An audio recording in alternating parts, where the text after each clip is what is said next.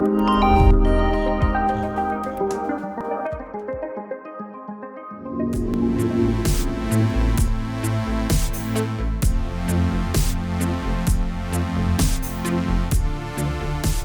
buenas tardes para todos.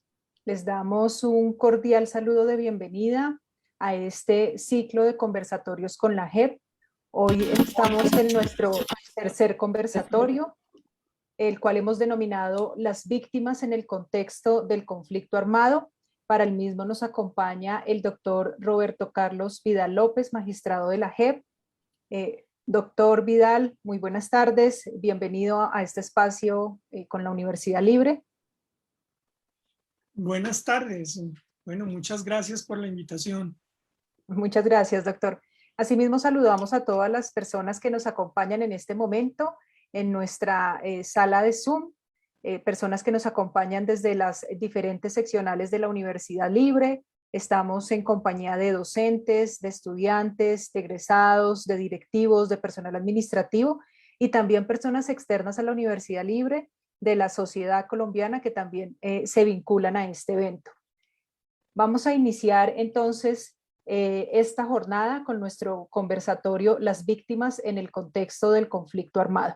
Antes de iniciar, queremos presentarles un video de qué es la JEP y qué hace la JEP.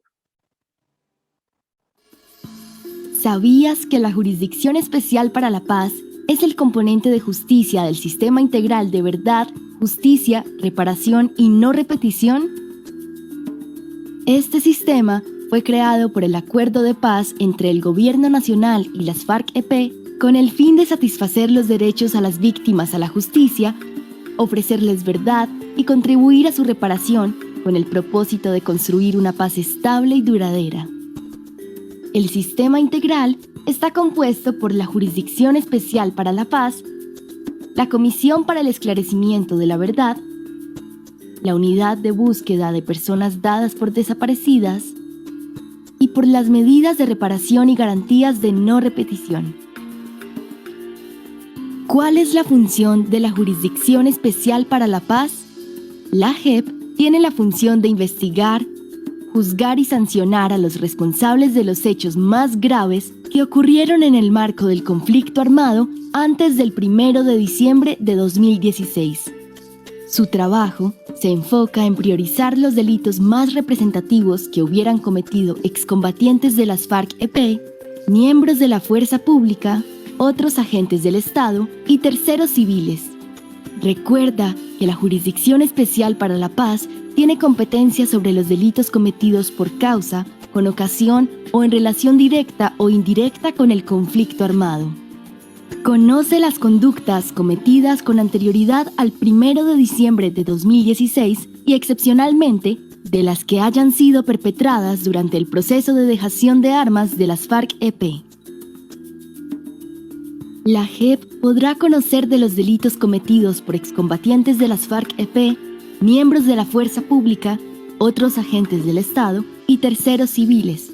Estos dos últimos podrán comparecer ante la JEP de manera voluntaria.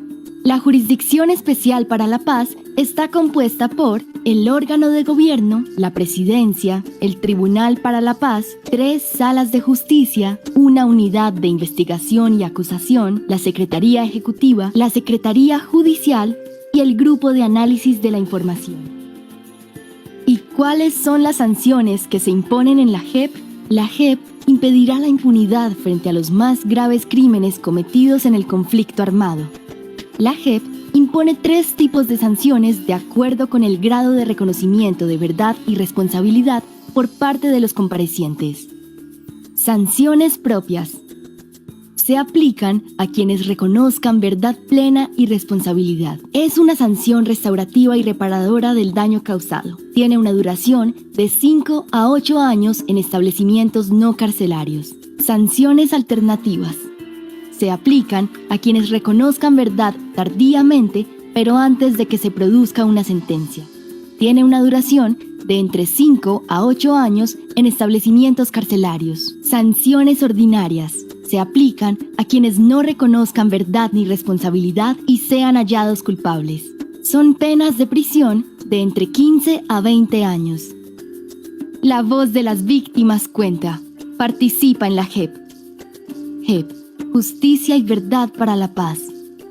Con el apoyo de Organización Internacional para las Migraciones, OIM.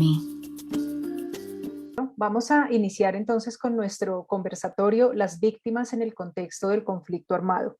Este conversatorio número 3 es liderado por nuestra seccional Cali.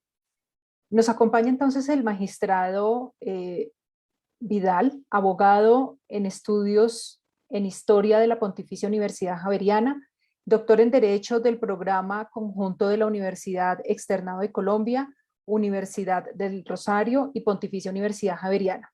Es investigador visitante en la Universidad de Essex en el Reino Unido.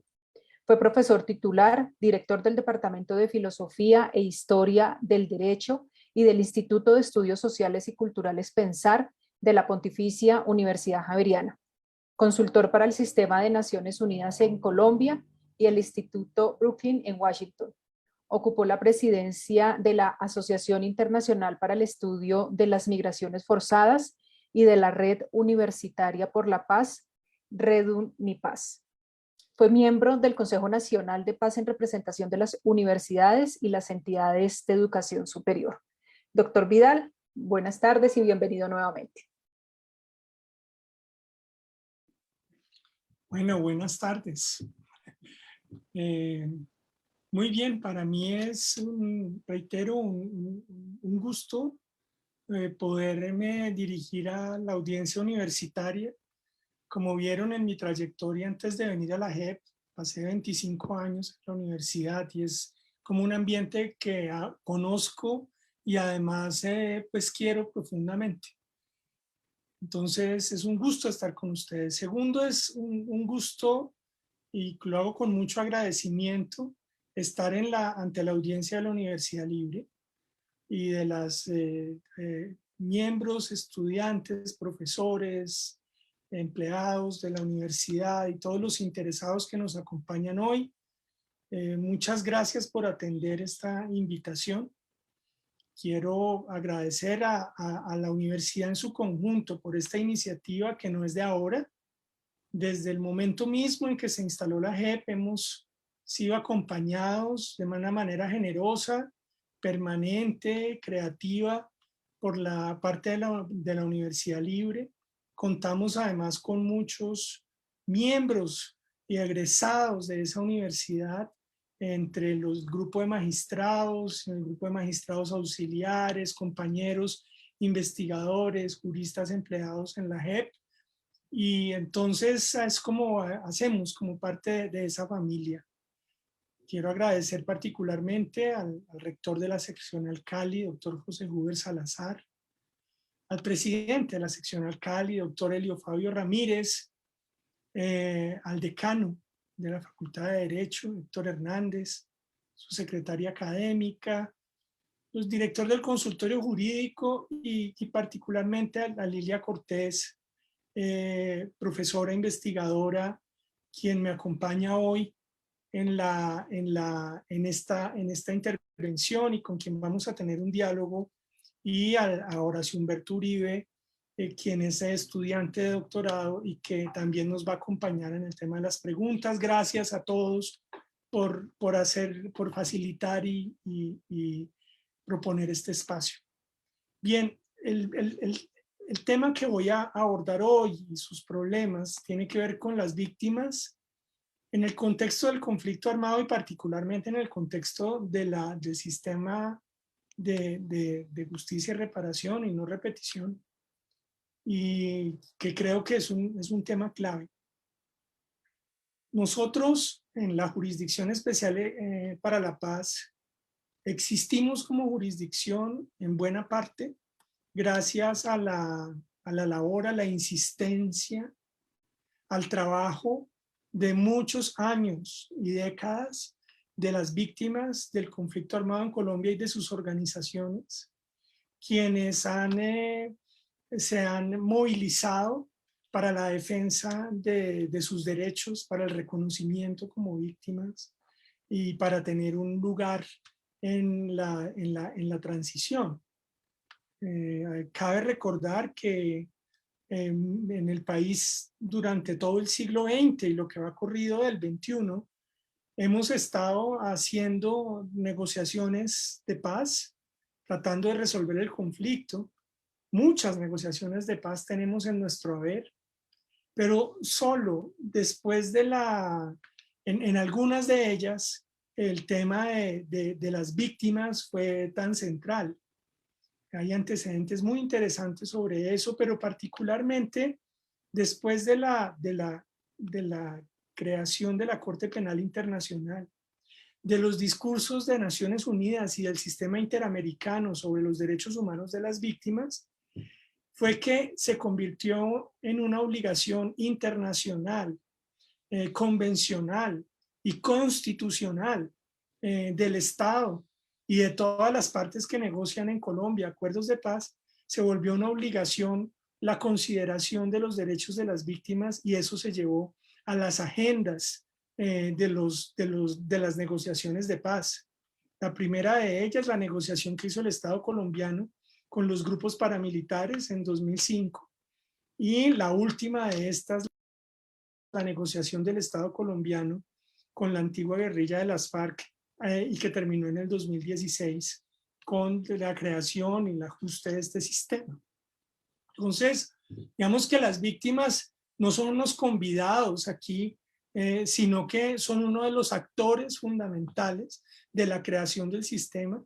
Por eso las víctimas son uno de los creadores de la JEP y de la jurisdicción. Y cuando hablamos de ese reconocimiento de las víctimas, hablamos tal vez del capítulo más complicado del conflicto armado colombiano. Nuestro conflicto ha sido caracterizado por la investigación social como un conflicto prolongado. 50 años de conflicto es lo que estamos enfrentando en el caso particular de las FARC. Y en ese conflicto se enraizaron en el modo de ser del país y en sus relaciones una enorme violencia. Un conflicto que no tiene que ver con la criminalidad ordinaria que hay en todos los países, en los países además de la región, criminalidad que puede tener connotaciones obviamente muy graves, que es el objeto del trabajo de la criminología y del derecho penal, sino que estamos enfrentados también de manera distinta a el conflicto establecido como una de las herramientas fundamentales de la toma de decisiones colectivas. Es decir, las FARC y generaciones completas de colombianos tomaron las armas para poder, en la opinión de ellos, debatir asuntos de la democracia, de la economía, de la sociedad.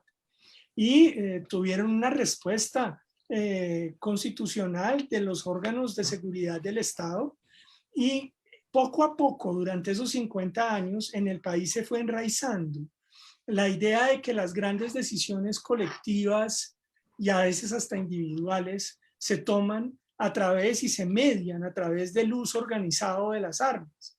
En Colombia, digamos, lo que hemos enfrentado es que decisiones como quién es el que debe gobernar, cuál es el partido que debe estar en el poder, o cómo es que nos organizamos económicamente, cómo distribuimos la riqueza, dónde hacemos las inversiones públicas, a cuáles servicios públicos atendemos, a quién atendemos o a quién no.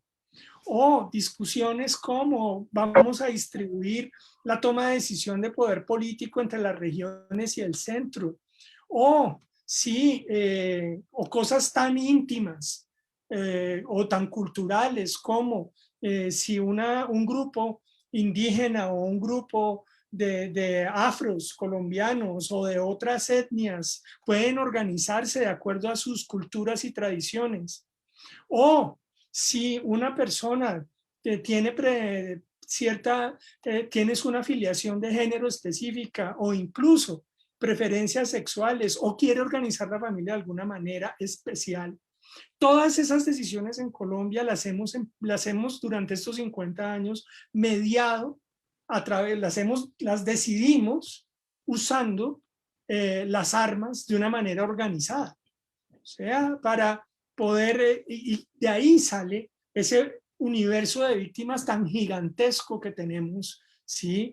Que en la unidad de víctimas se acerca a los 10 millones de víctimas registradas. O sea, no son las víctimas que tal vez podrían haber sido afectadas, sino víctimas que están identificadas, registradas, identificadas, que necesitan y que están de alguna manera demandando derechos y recibiéndolos. O sea, tenemos un volumen de víctimas tremendamente grande y que ha resultado de esa organización que tenemos, que además no es la organización que tiene ni siquiera la mayoría ni la minoría de los países, ninguno de los países vecinos nuestros, que todos tuvieron en su momento conflicto armado, lo ha tenido en los últimos 10 años. Ninguno de nosotros, ni siquiera piensen en países con alta conflictividad política, como puede ser el caso de en estos años de nuestros vecinos venezolanos, o lo que ha sido países como México, han tenido, ellos no tienen un conflicto armado, tienen problemas de criminalidad, pero no tienen un conflicto armado organizado masivo, con ejércitos estatales y no estatales disputándose la toma de decisiones, ¿no? Eso es muy particular de nosotros. Y me he detenido ahí para mostrarles que cuando la sociedad colombiana establece ese modo de uso de la violencia como un mecanismo de toma de decisiones, pues multiplica las víctimas. Unas víctimas que en cantidades es una cuestión muy alarmante en el mundo. Tenemos en eso las más terribles récords de la mayor cantidad de desplazamiento forzado, la mayor cantidad de secuestros, la mayor cantidad de masacres, la mayor cantidad de personas desaparecidas.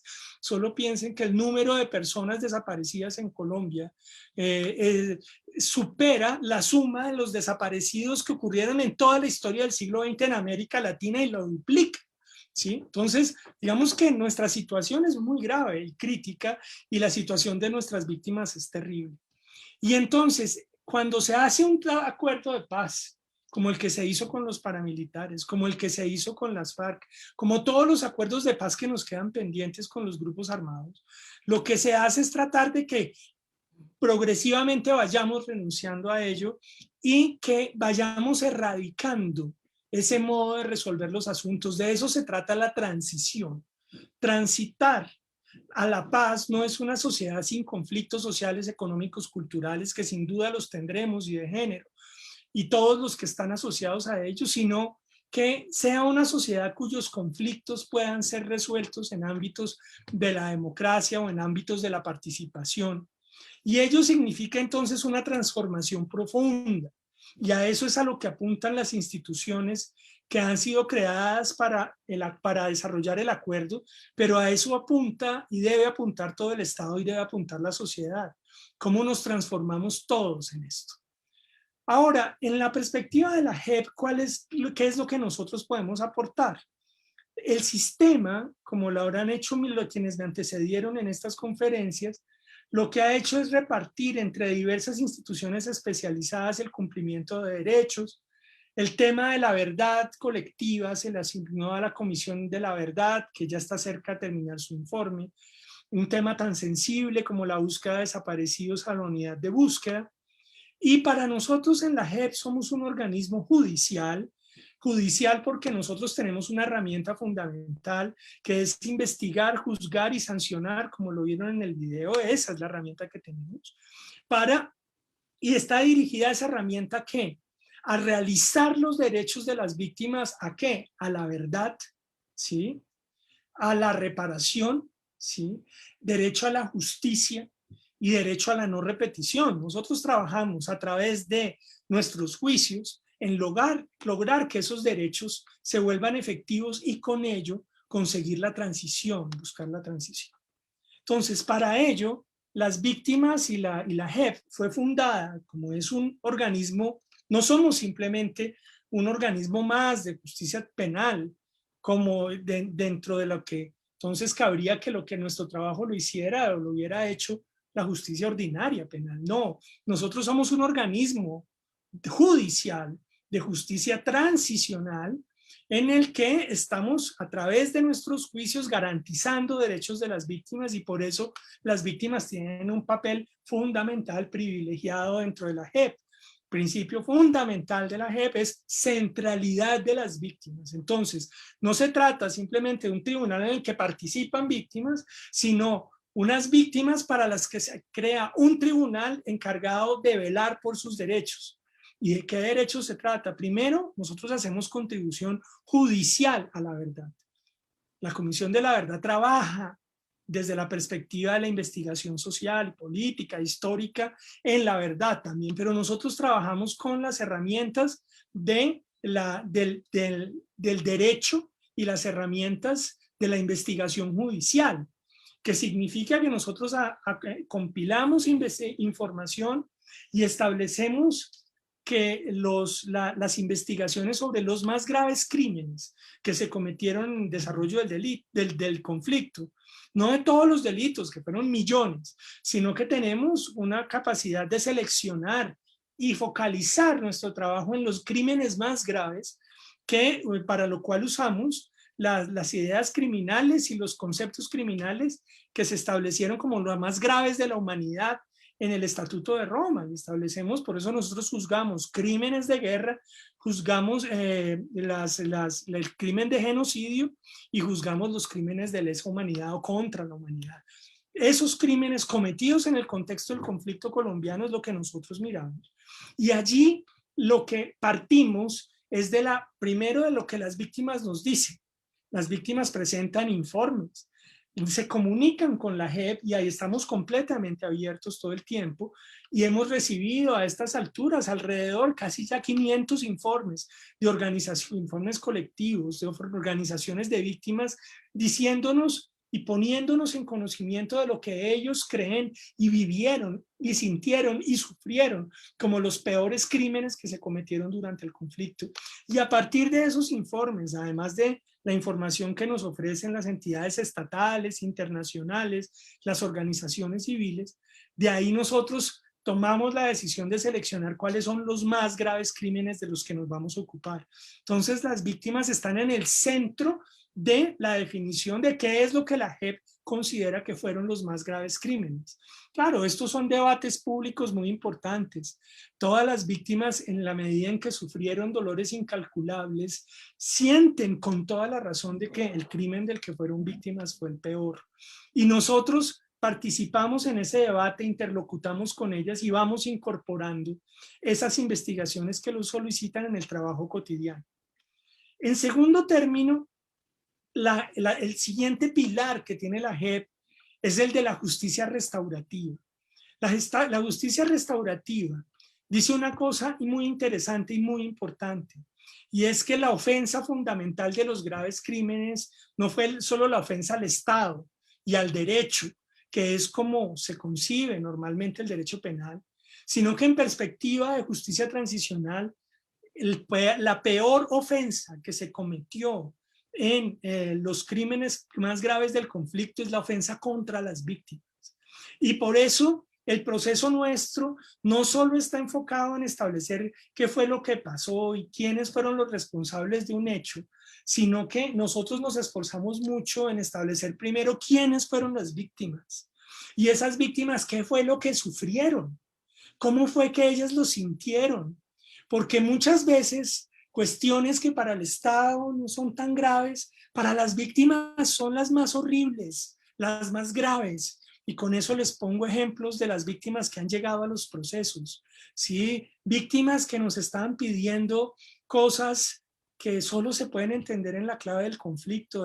Yo necesito que las personas que cometieron eso expliquen que la muerte de mi hijo menor, que él no era un combatiente, que no era una persona que tomó las armas, que a esa persona la asesinaron, en este caso de mi hijo, sin que fuera un guerrillero, sino que lo llevaron, lo engañaron y fueron y lo asesinaron. Pero yo necesito, decía esa mamá, es que le digan a la sociedad que mi hijo no estaba cometiendo delitos y que era una persona inocente.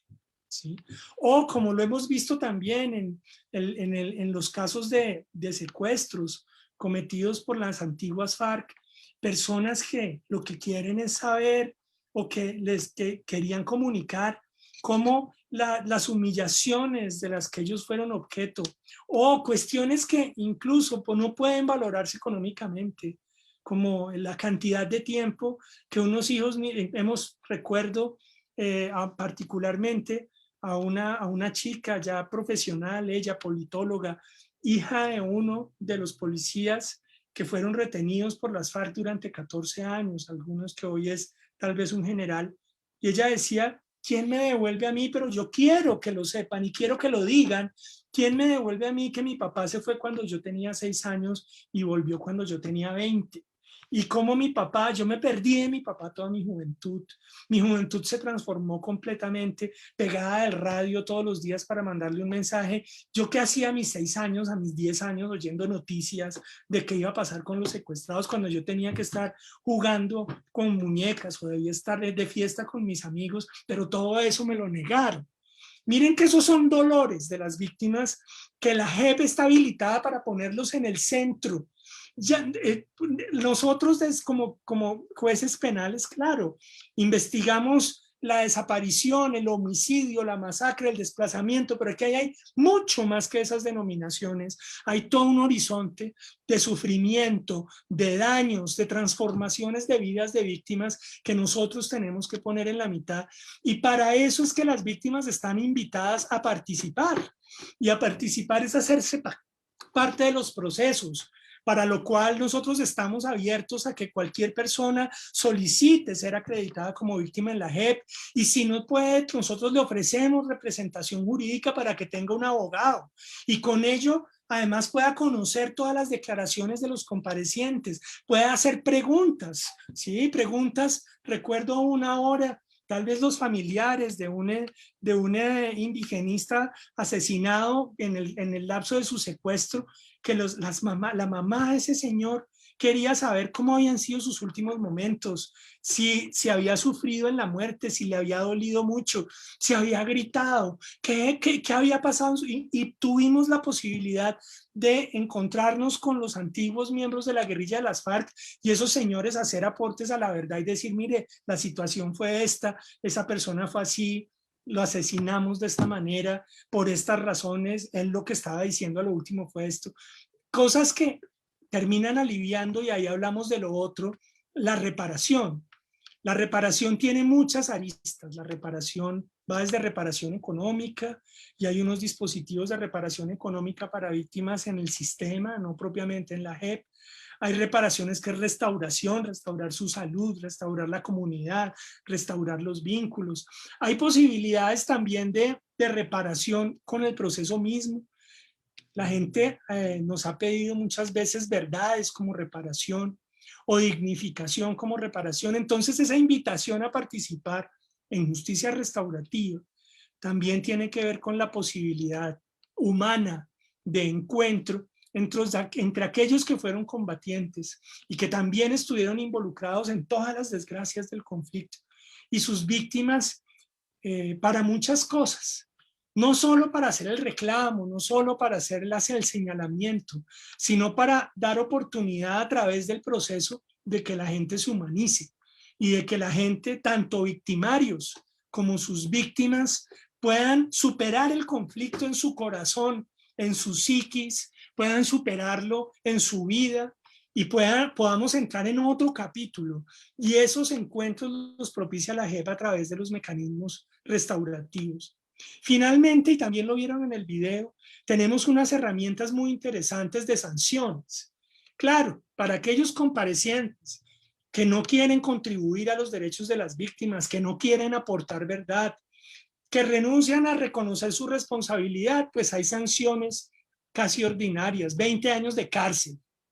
Pero para aquellos comparecientes, que por fortuna son la gran, inmensa mayoría de los comparecientes en la JEP, son personas que vienen con toda la disposición para hacer sustanciales aportes a la verdad, para responder las preguntas de la JEP y de los jueces, para asistir a todas las diligencias, muchas veces diligencias muy difíciles en que son tremendamente confrontados. Cuando esas personas hacen ese aporte, reconocen su responsabilidad y entran en ese proceso de transformación, la JEP y el sistema de los acuerdos les ofrece un beneficio muy importante, y es que esas personas son investigadas, ¿sí? son juzgadas y reciben una sanción, pero no es la sanción de la cárcel, en que se les aísla de la sociedad durante largos periodos, confiando en que ahí sí se va a poner a salvo la sociedad. No, aquí se trata de una transición, y entonces a los comparecientes lo que se les ofrece es una sanción restaurativa, en la que durante un periodo de tiempo, con algunos controles sobre sus derechos, vigilancia, dónde están, tienen que reportarse, pero esas personas no van a estar encerradas en la cárcel, van a estar con sus familias, van a estar trabajando en proyectos que contribuyan a la reparación de las víctimas. Esa es lo que se llama sanciones propias de la JEP. Y las víctimas están llamadas a proponer esos proyectos, a venir a la JEP, a darnos ideas, a discutirlos, para que esos comparecientes en su sanción respondan a los derechos de las víctimas. Sin duda, creo que nosotros tenemos unas herramientas muy interesantes que hemos puesto en marcha, y en las herramientas de las que todos estamos aprendiendo y que son profundamente transformadoras. Y ese es el objetivo de esta justicia. Es una justicia, no es una justicia para el castigo, es una justicia para la transformación. Y no solo la transformación, la más obvia, del compareciente, que debe salir del ejercicio de la violencia como parte de sus decisiones, sino que se incorpore. Por eso la reincorporación, por eso la revinculación, la integración de ese compareciente a la sociedad, sino también, más allá de eso que es central, la transformación de las víctimas. Ahí está el tema de la no repetición. Víctimas que puedan estar en un contexto de no quedar otra vez en situación de victimización, víctimas a las que no vuelvan a desplazar, víctimas a las que no le vuelvan a robar sus tierras, mujeres a las que no vuelvan a violar ni las vuelvan a volver objeto de violencia sexual, poblaciones que no sean objeto de amenazas y de masacres, ¿sí? Personas que no sean secuestradas, personas que no sean amenazadas, ¿sí? Activistas sociales y políticos que no sean perseguidos. Ese es el desafío. Víctimas que se pongan en una situación, o que las logremos entre todos poner en una situación en que no vuelvan a ser víctimas. Esa es la no repetición, y eso, por supuesto, requiere una transformación profunda, no solo de víctimas y victimarios, sino una transformación del Estado. ¿Cuál fue ese Estado que, teniendo las obligaciones de proteger los derechos de las personas, permitió o no cumplió con los deberes de garantía y permitió que esas personas fueran violentadas y sus derechos violados de esa manera? Ese Estado tiene que cambiar. ¿Cuál fue ese contexto económico y social que toleró y que muchas veces se hizo cómplice de esos grandes delitos? ¿Cuál fue esa sociedad o esos partidos políticos que se hicieron amigos de los combatientes y se asociaron con los combatientes para perseguir adversarios? ¿Cuáles fueron esos empresarios que vieron con tolerancia que eso sucediera? ¿Cuáles fueron las familias, de la suya, la mía, que empezamos a hablar un buen día de buenos y malos muertos? Ah, bien, que maten a aquellos porque son de tal ideología. Bien, que maten a aquellas porque son indígenas, o aquellas porque son mujeres. Hay buenos muertos. Miren que para nosotros salir de esto necesitamos una transformación de la sociedad completa. Y creo que esta es una sociedad que ya lo anuncia. Ya es una sociedad que, aún en sus reclamos, en el uso de la protesta, está hablando de que uno de los derechos, junto al derecho al empleo, frente al derecho a comer, el derecho a que nos vacunen, frente a la pandemia, la gente en la calle está solicitando el derecho a la justicia y el derecho a que se sepa la verdad, se señale y se juzgue a los responsables y se hagan sanciones que nos permitan transformar. Yo creo que esta es una sociedad que ya está embarcada en una transición que no se detiene, una transición a la que le hacen falta años y cantidad de procesos políticos, sociales y económicos, pero es una transición que está en marcha, y nosotros hacemos parte de ello gracias, en buena parte, a la participación de las víctimas en la JEP y en el sistema. Bien, muchas gracias.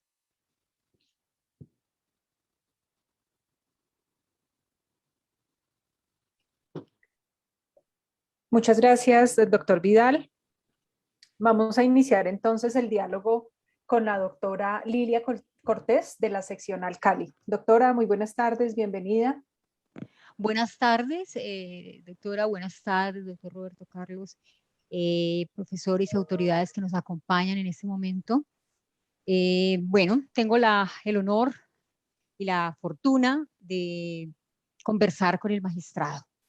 Es muy, muy importante seguir la línea atentamente de lo planteado por el doctor Roberto en su intervención y, bueno, en clave de ella, respecto de los desafíos, la participación, los avances que ha hecho Colombia en la transición hacia un Estado que en su cotidianidad, digamos que ha somatizado la violencia y diálogos muy violentos, frente a un referente que tenemos claro, o sea, en la atención de alcanzar la paz. Bien, entonces yo quiero plantearle al doctor Roberto Carlos 3 temas. Vamos a empezar por el primero, partiendo de lo que acabamos de escuchar, uno segundo que dimensiona el trabajo realizado también con la participación, no saliéndonos de ninguna de las ideas aquí planteadas sobre la participación de la víctima, no solamente en el proceso, sino con un sentido práctico.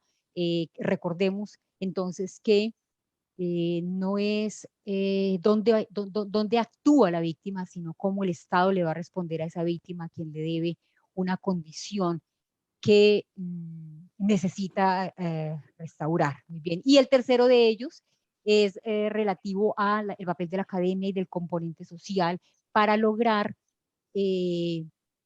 pues cohesionar y que el proceso de transición sea integral. Muy bien. Entonces, respecto al primer tema, doctor Roberto Carlos, quiero plantearle lo siguiente. La transición como un fenómeno social y cultural de pasar del conflicto a la construcción de escenarios de no conflicto o de guerra a la paz, representa grandes desafíos, usted los mencionó, grandes esfuerzos que han sido asumidos, bueno, por algunos actores, entre ellos todo lo que tiene que ver con el sistema integral de justicia transicional, la Comisión de la Verdad, el Tribunal para la Paz, la Unidad de Búsquedas de Personas Desaparecidas, la Comisión de Participación de Víctimas y Comparecientes. Bien, se ha interpretado que para lograr este objetivo se precisa de la participación activa y propositiva de la sociedad civil, la educativa, las comunidades y organizaciones de redes territoriales para hacerse parte del proceso de transición y constituirse en mecanismos motores de desarrollo local.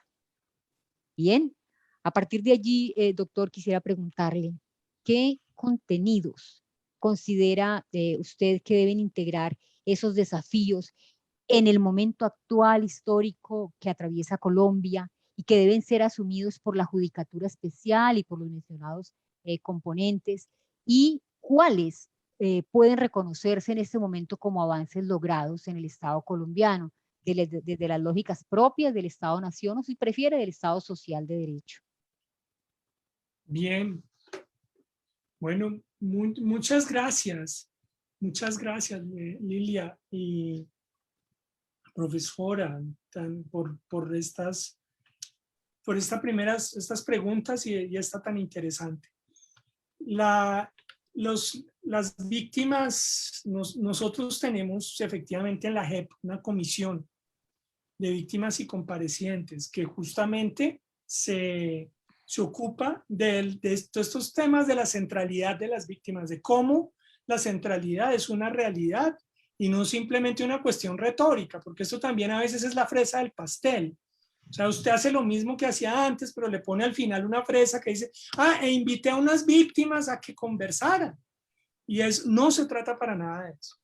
Se trata, al contrario, de que las víctimas y sus organizaciones puedan participar, y eso ha significado unos esfuerzos muy grandes.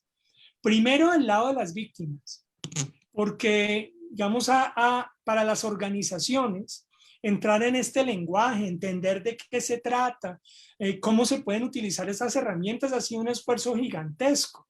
¿Sí?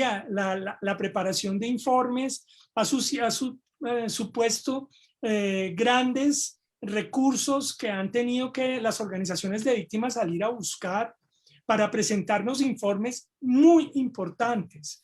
Le digo que estamos llegando ya casi a los 500 informes presentados por esas organizaciones, que a la vez estaban trabajando con y quiero mencionarlo, con nuestras instituciones hermanas, la Comisión de la Verdad y la Unidad de Búsqueda, ¿cierto?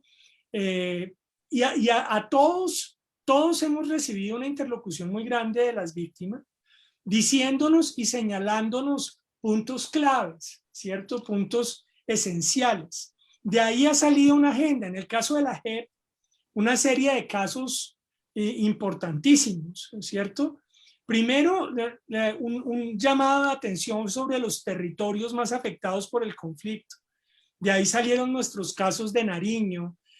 Hablando con ustedes, recuerden que tenemos un caso en la zona del norte del Cauca y el sur del Valle del Cauca, que recoge como esto fue una propuesta de las víctimas y que ahora va a estar acompañada de una intervención fuerte en Buenaventura. Todo ese corredor entre el Cauca y el Valle del Cauca, que tiene tal vez los problemas étnicos más complejos y la mayor victimización tanto de grupos afros como de grupos indígenas, y esto es un caso que viene de la propuesta de las víctimas, o el caso de Urabá, que tiene unos movimientos de víctimas de décadas, tratando de que se hicieran investigaciones sobre eso, o el caso de la UP, que también tiene otras organizaciones que trabajaron años para que esos casos pudieran tener una investigación efectiva. Casos sobre los que muchas veces ha habido gran impunidad. ¿Qué decir de otros como y los menciono, como el de falsos positivos, que tiene atrás la organización de organizaciones de madres, por ejemplo, la de las madres de Soacha, organizaciones de familiares que por años han estado buscando a las personas desaparecidas o a los asesinados en esos falsos positivos, o lo mismo las organizaciones o las personas secuestradas que empujaron la creación de casos. Le enumero esos casos porque esas investigaciones salieron del diálogo directo con las víctimas y que nos han dicho necesitamos que se fijen en esto o aquello, y de ahí estamos en este momento también con el compromiso de abrir investigaciones que involucran el desplazamiento interno, la desaparición forzada, la violencia sexual o el reclutamiento forzado, todo ello promovido por víctimas. Entonces lo primero es que para reaccionar a esa pregunta es que nosotros hemos tratado de que haya de oír lo que las víctimas nos señalan, y las víctimas han hecho un esfuerzo muy grande por pronunciarse y por interpelarnos, y nos interpelan de muchas maneras. Quisiera terminar por una que a nosotros nos impactó muchísimo.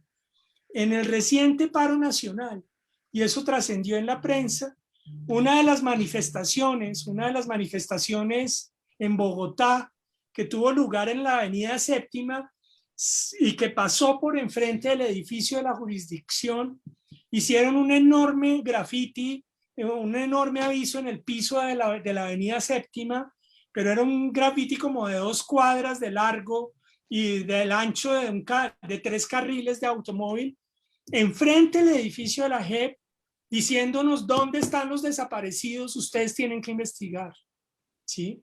Y eso creo que lo registro, porque mire que lo que estamos viendo son unas víctimas que están interpelando el sistema, y es muy emocionante sentir que ellos depositan una confianza, porque sienten que es posible que haya una respuesta allí, si no, no harían esa pregunta, ¿sí?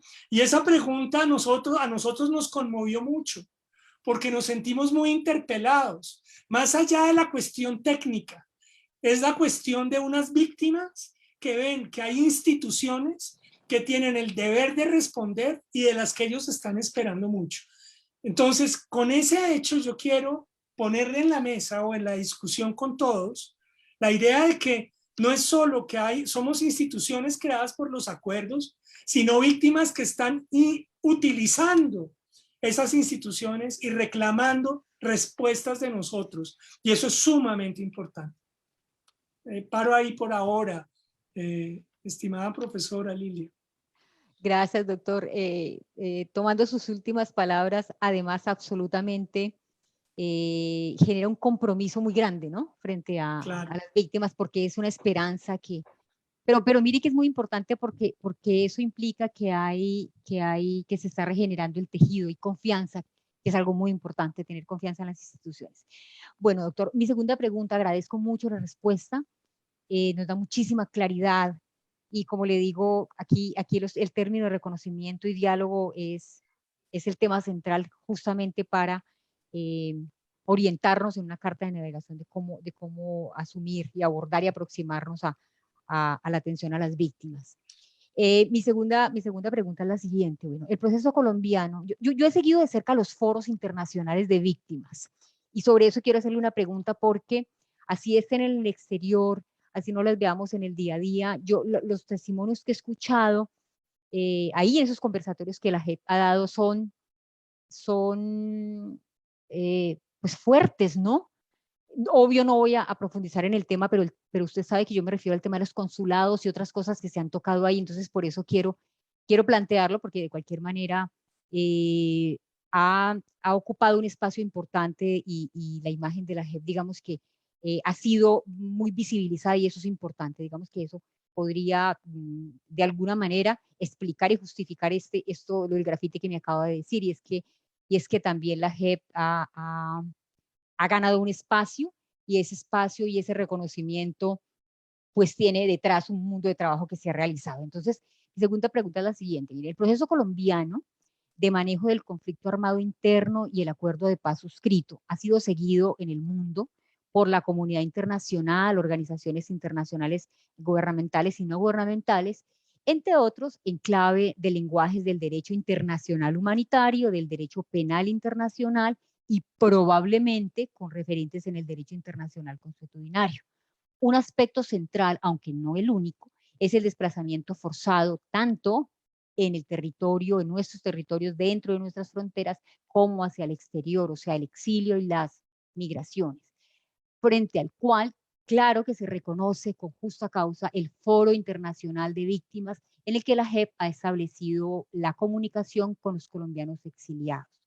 Me gustaría, doctor Vidal, nos comentara acerca de los recientes avances de representación jurídica de colombianos desplazados en el exterior. Entendemos que inicialmente se asignó esa labor de representación judicial al Instituto de Derechos Humanos de Costa Rica.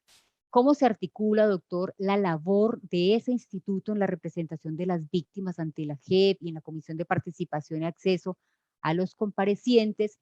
Si se han obtenido otros resultados de su participación en casos abiertos en la JEP, pues adicional a obtener información de los procesos y su reconocimiento en actuaciones procesales, si se han incorporado en los procesos que tiene, los casos que tiene abiertos la JEP, si se plantea abrir un solo caso para ellas, digamos que todo lo que en ese sentido pueda decirnos, doctor, se lo voy a agradecer mucho. Bueno, muchas gracias. El tema es muy grueso. Comenzaría por decir que cuando estamos diciendo que el sistema de verdad, justicia y reparación y la JEP tiene la posibilidad de poner luces sobre víctimas que no habían sido visibles o que, que la sociedad colombiana no reconocía, creo que uno de los casos principales es el de las víctimas colombianas en el exterior. Lo quiero decir con todas sus letras. Ahora que el tema de los hermanos venezolanos que están sufriendo y que están buscando no solo refugio, sino que están buscando protección o auxilio económico o de seguridad en Colombia y en todos los países del área, y que es una cosa que se ha vuelto tan de la cotidianidad colombiana, ¿cierto? Yo quisiera poner de presente que aún hoy, a esta altura, si quieren después de casi 3 años, si quieren 4 o 5 años de migración venezolana a Colombia, todavía la cantidad de venezolanos en Colombia no es la mitad de la cantidad de colombianos que se tuvieron que ir a Venezuela por el conflicto. O sea, y pongo ese ejemplo porque es que en Colombia tenemos mucha sensibilidad, entonces estamos alarmadísimos porque los venezolanos nos están pidiendo ayuda, pero no somos conscientes de que Fueron millones de colombianos los que han tenido que salir del país a toda la región y a muchos continentes huyendo del conflicto en muchas condiciones, y que esos millones de colombianos en el exterior son desconocidos y sobre ellos no se habla, ¿sí? Y sería muy bonito que pudiéramos hablar con tanta piedad y con tanta preocupación como hablamos de los otros refugiados. Bien, primero eso, un ejercicio de reconocimiento a las víctimas colombianas en el exterior, que han sufrido muchísimo y por muchos años han sido desconocidas. Nosotros en la JEP hemos hecho un esfuerzo muy grande por abrir los canales para que esas víctimas puedan comunicarse con la JEP. Y resulta que incluso el aprendizaje acelerado de jurisdicción, de ejercicio judicial a través de la internet, que nos obligó la pandemia, benefició eso porque hoy en día los canales que tenemos, que todos son a través de la red, permiten a alguien en Colombia o fuera de Colombia comunicarse con la jurisdicción. Me da la oportunidad también, profesora, querida profesora Lilia, de también llegar a otro tema que es importante que los que nos oyen conozcan. Y es que la jurisdicción no solo juzga, sino que la jurisdicción tiene una serie de funciones que en el Estado se asignan a otras instituciones, como es el caso del sistema de defensoría pública que tiene la Defensoría del Pueblo. Nosotros en la JEP tenemos un sistema de defensoría pública que funciona en nuestra Secretaría Ejecutiva. Se llama el Sistema Autónomo de Representación y Defensa, donde hay abogados para las víctimas y abogados para los que son comparecientes. O sea, nosotros les ofrecemos abogados a todos, a los militares, a los terceros, a las FARC o a las antiguas FARC, a comunes, y les ofrecemos abogados a las víctimas y a sus organizaciones. Y por supuesto, lo mencionaba usted, ofrecemos defensa y representación judicial a víctimas en el exterior, que la pueden solicitar a través de la internet, pueden solicitar ser acreditadas como víctimas, ¿sí? Como intervinientes especiales que lo son en la JEP, y pueden acceder a tener abogado puesto por la JEP. Y esto es una cuestión gigantesca, una operación gigantesca de representación judicial que vale la pena poner. Y finalmente, creo que los avances han sido muchos, en el sentido en que las víctimas nos han presentado informes, las víctimas que están en el exterior lo están allí por la cantidad de los peores crímenes que se cometieron en el conflicto. Entonces las demandas de verdad se han ido incorporando a los casos y hay víctimas en el exterior de todos los casos. Por supuesto, desplazamiento interno y externo, pero de ahí para abajo de todo lo que usted quiera. Entonces nosotros tenemos una interlocución con esas víctimas y allí finalmente quisiera destacar muy especialmente la labor que ha hecho la Comisión de la Verdad a través de sus comisionados para conectar y crear una red de conexiones entre el sistema y las víctimas en el exterior, una red que esas organizaciones han utilizado de la mejor manera y que nos permite hoy tener una perspectiva de que ellos sean reconocidos y que participen en los procesos. Yo creo que es una buena noticia. Perfecto, doctor. Muchísimas gracias. Mi última pregunta, y sabe que es muy relevante, todo es relevante, pero esa responsabilidad que ha asumido la JEP de representación no tenía tanta difusión, o por lo menos yo no había escuchado muchísimo más, aparte de lo que ya le planteaba del foro en el que se explicaron pues cómo iba a ser la representación, y eso sí que es importante porque, por ejemplo, la señora que está en Noruega, la señora que está en Canadá, pensar en cómo voy a llegar a la JEP, cómo operativizo solo el ir a presentar una declaración, cuando todos sabemos por los testimonios, y eso lo puede ver cualquiera de las personas que están en este conversatorio, porque están en YouTube, cuando dicen que no sienten confianza para llegar a un consulado, que no saben cómo hacerlo, o aún hay mucho dolor y tienen mucho problema todavía para procesar y para impulsar, digamos, el paso siguiente, que es buscar ayuda, ¿no? Muy bien, Doc. La tercera pregunta está relacionada con un trabajo que hemos hecho aquí en la Libia, aquí en la seccional Cali, en atención de víctimas, y digamos que aquí quisiera yo contarle qué hemos hecho y preguntarle finalmente qué consejo nos va a dar o cuál es su perspectiva respecto a un tema que está abierto.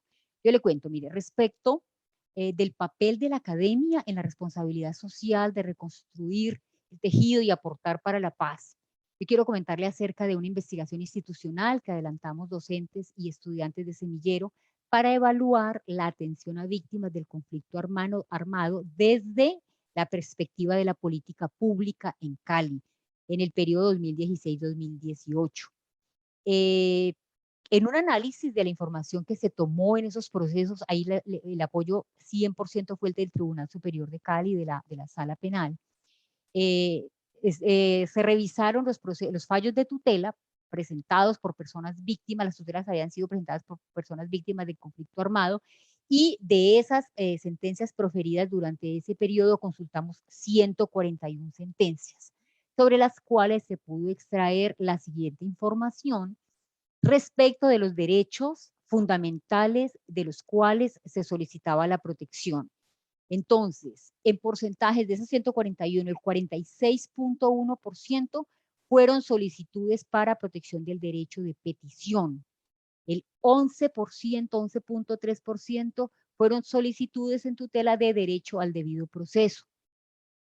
Para solicitar la protección de la vida digna, hubo un total del 10.6% de tutelas presentadas, derecho a la vivienda, el 3.5%, solicitud de protección a la dignidad humana, el 8.5%, protección al mínimo vital, el 5%, derecho a reparación administrativa, el 2.1%.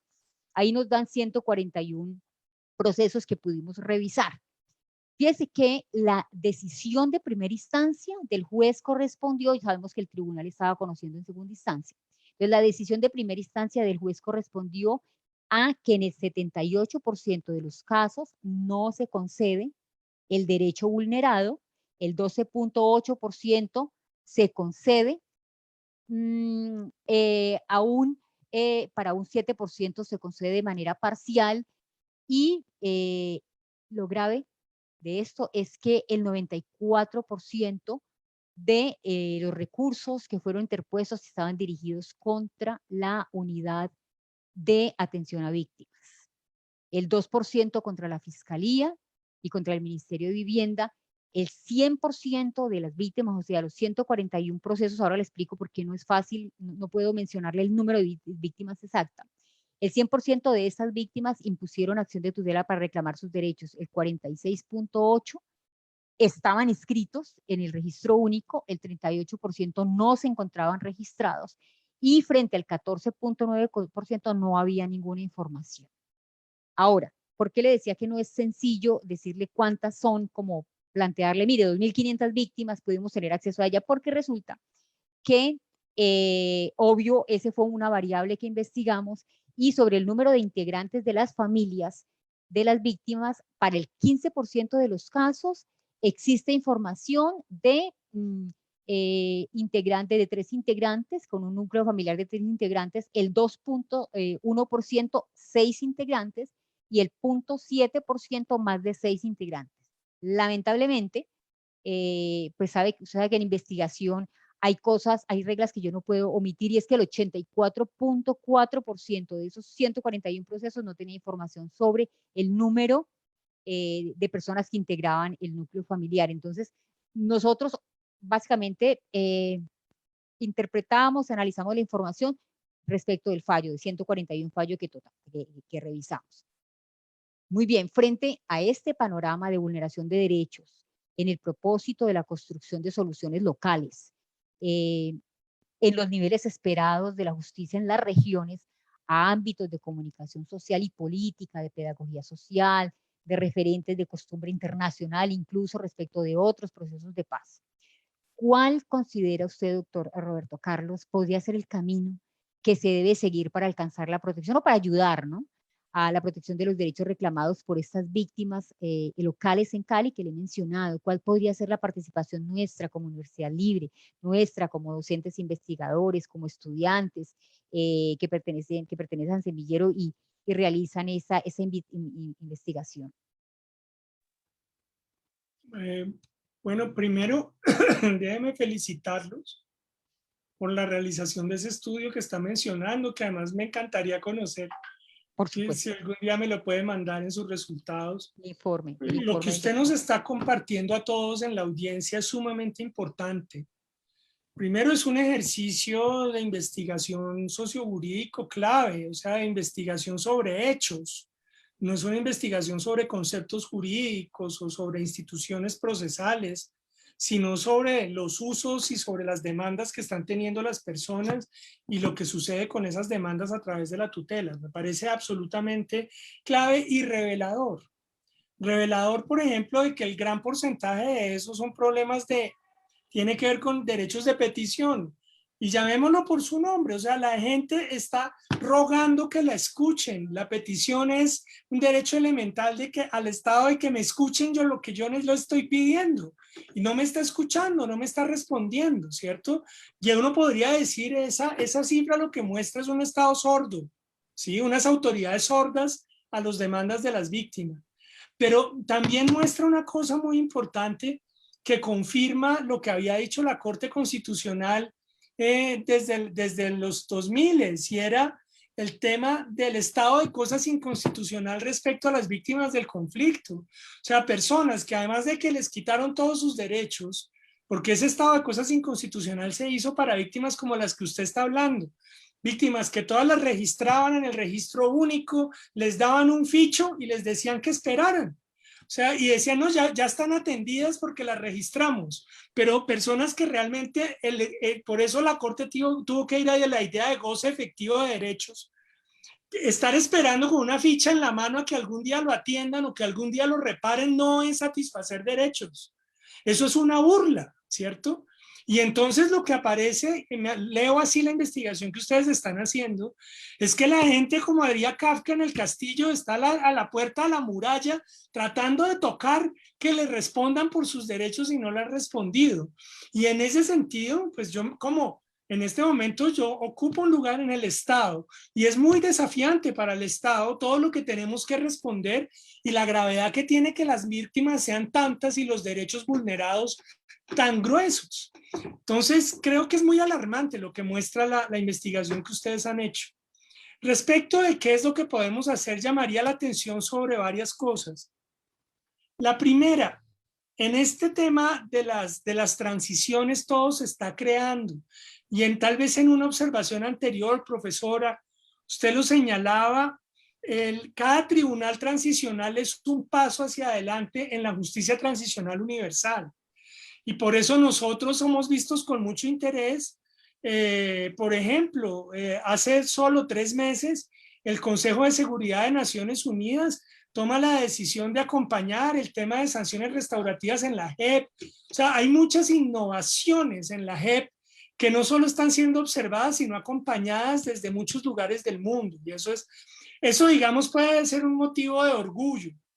Pero yo lo que quiero llamarle la atención es que eso tiene una implicación muy, muy compleja, y es que casi nos toca hacer el camino al andar, y uno todo el tiempo en la jurisdicción le pasa que tenemos que tomar decisiones sobre cosas que no se ha decidido antes o no se conoce qué va a pasar. Eso es como lo hemos llamado la soledad del estado del arte.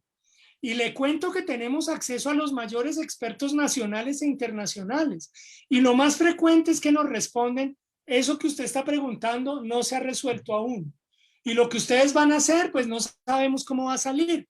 Más bien, todo el mundo está esperando a ustedes cómo les va para ver si lo hace o no lo hace, ¿eh? Y entonces lo que nos damos cuenta es que nos estamos moviendo en la frontera del conocimiento. Y eso en la clave de las universidades es sumamente importante. Es decir, ahí es donde uno ve la necesidad de la investigación, ¿sí? Es la investigación para tener soluciones a preguntas nuevas. Y nosotros tenemos todas las preguntas que usted quiera, en la que las universidades nos tienen que ayudar mucho. Ya hay muchas comprometidas en esto. Por eso cuando comencé le agradecí a la Universidad Libre, que nos ha ayudado en estos temas enormes de educación, por ejemplo. O le menciono la Universidad Nacional. La Universidad Nacional hizo un convenio con la JEP y puso a nuestra disposición 80 grupos de investigación, diciendo ustedes formulen preguntas y nosotros les resolvemos lo que podamos. Pero si quieren se lo pongo de otra manera. Universidades como la Universidad de Harvard, la Universidad de Essex en los Estados Unidos, en el Reino Unido, el sistema Max Planck alemán, ¿sí?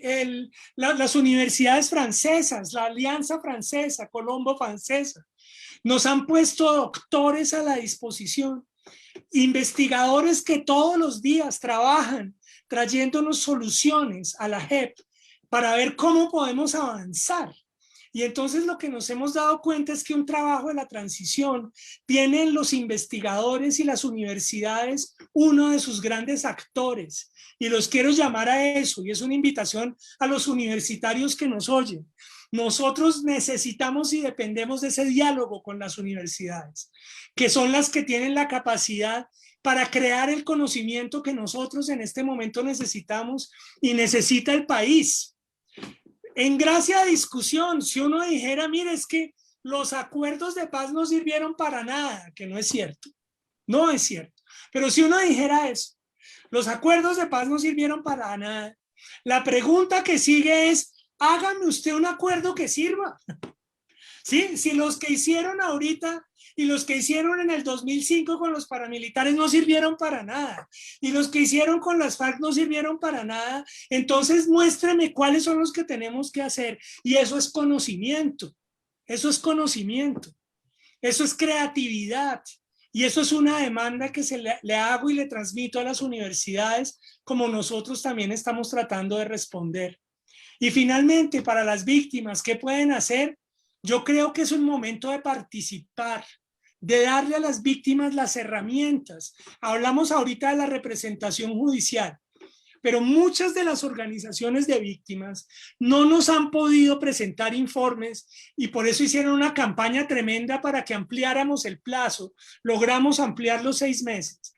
Pero las organizaciones de víctimas no pueden presentar informes porque imagínese usted a una víctima que está tratando de sobrevivir, ahora escribiendo un documento, contando una cantidad de hechos y sistematizando información y tratando de mandárselo a la JEP.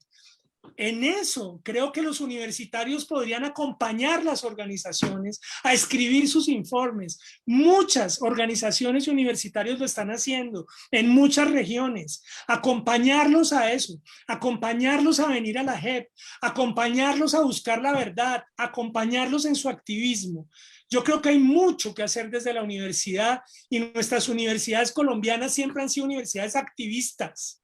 Han sido universidades creativas, investigadoras y activistas, y este es el momento en que debemos sacar eso adelante.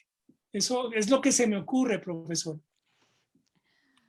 Muchas gracias, doctor. Definitivamente cubrió todas las bases, por decirlo de alguna manera. Yo estaba muy expectante, estaba muy interesada en contarle de esta investigación porque, bueno, por una parte, el municipio de Cali nos apoyó con la Secretaría de Bienestar Social. Y aparte de eso, pues la judicatura también nos permitió tener acceso a esas sentencias y fue revelador el tema del dato. Fue muy revelador el tema del dato, la ausencia del dato. Hablar de que un 80% no dice cuántas personas integran una familia cuando estoy justo haciendo atención a víctimas es preocupante. Yo hice la pregunta como investigadora, no la hice allí mismo en la base de datos en la que estábamos recogiendo la información, sino que hice la pregunta básicamente digamos que por satisfacer una inquietud personal. Les dije, bueno, pero ¿por qué no se toman en cuenta esos datos? Me dijeron, no se toman en cuenta porque hay un derecho fundamental y ese es en el que nosotros nos centramos. Si se tratara de caracterizaciones y demás, entonces, claro, yo dije, bueno, en ese sentido, eso dificulta. Entonces no solamente ese, sino los demás datos que brevemente, obviamente la investigación es mucho más amplia. Yo con todo el gusto, el informe está casi por terminar. Cuando el informe esté listo, yo doctor, se lo haré llegar. Es muy importante porque ese es, digamos que una respuesta a ese propósito que ya se había tocado, no solamente uno lo escucha con mucha frecuencia y es la corte va a los territorios, pero los territorios no son necesariamente rurales, también son las ciudades donde hay desplazamiento. Y pues eso es también, pienso yo, que es muy importante porque es el nivel de atención a las víctimas desde lo local y desde lo regional. Yo no sé si en ese momento tengo aún tiempo, tengo que preguntarle a Viviana si tengo tiempo de plantear otra pregunta o si ya vamos a darle espacio a los estudiantes. Según mi tiempo, llevamos ya media hora. No sé, Viviana, si tenga alguna instrucción que darme. Gracias, Lilia. Ya, Horacio, tú nos puedes contar en este momento si ya tienen preguntas de los asistentes. Tienes silenciado el micrófono.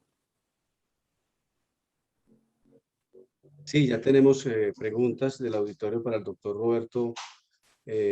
Si quieres, damos paso para que el doctor las empiece a resolver. Claro Bueno, que sí. entonces yo me despido. Doctor Roberto Carlos, muchísimas gracias. Le agradezco infinitamente, no solamente como docente de la Universidad Libre, como caleña, como colombiana, como investigadora, que nos haya dado luces sobre el tema tratado. Muchas gracias. A usted, profesora, mil gracias por sus preguntas y por su compañía en esa interlocución tan inteligente, en esta discusión. Muchas gracias. Gracias. Muchas gracias, profesora. Listo, Horacio. Entonces ya puedes empezar a transmitirle las preguntas al doctor Vidal para que él nos pueda dar respuesta. Sí, gracias, Luz Viviana. Doctor Vidal, nos pregunta el auditorio que asiste a esta charla, ¿cómo se articula la JEP con la Jurisdicción Especial Indígena en la reparación y no repetición de los menores indígenas forzados a militar en los grupos insurgentes? Listo. Bueno, mire, nosotros tenemos una pregunta muy interesante porque algo que fue especial en la jurisdicción y que ha marcado mucho la diferencia en nuestro tribunal especial respecto a lo que había pasado antes en la administración de justicia en el país es el tema de la selección de magistrados. Nosotros tuvimos un mecanismo nacional e internacional con representación de diversos sectores, pero eso generó una composición que yo quiero mencionar de la JEP que es muy importante.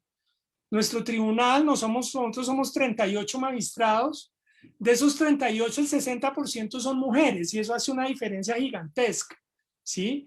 La mayoría de nosotros somos nosotras, pues los magistrados de la JEP. Lo segundo es que tiene una representación territorial o regional muy estricta, o sea, tenemos representantes y gente de todas las regiones del país, eso también es clave. Lo siguiente es que tenemos gente de un espectro de edad mucho más grande. El promedio de edad de los magistrados de la JEP es 41 años. El promedio de los magistrados de las otras altas cortes es como de 55 años. Sí, es mucho más alto. Nosotros tenemos magistrados de 64 años y tenemos magistradas de 35. ¿Sí? Y eso también genera como unas posiciones generacionales muy diversas.